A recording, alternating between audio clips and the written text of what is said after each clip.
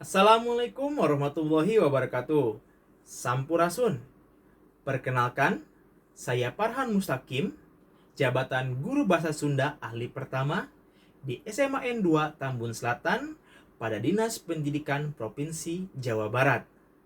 Saya memiliki tugas pokok dan fungsi, yaitu melaksanakan, merencanakan, mengevaluasi, dan menganalisis hasil kegiatan belajar mengajar peserta didik. Berdasarkan hal tersebut, target kinerja individu saya adalah mengembangkan dan melaksanakan 4 kompetensi dasar guru dengan memanfaatkan teknologi agar terciptanya pembelajaran yang efektif dan humanis.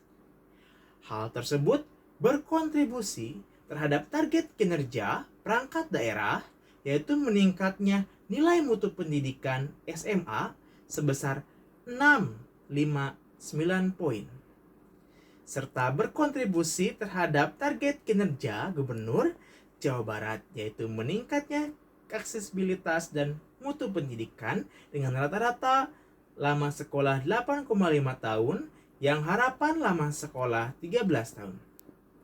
Seluruh target tersebut telah dituangkan dalam perjanjian kinerja dalam rangka terwujudnya Jabar Juara Lahir Batin dengan inovasi dan kolaborasi. Saya, ASN Provinsi Jawa Barat, paham tupoksi, paham kinerja. Hatur nuhun. Wassalamualaikum warahmatullahi wabarakatuh.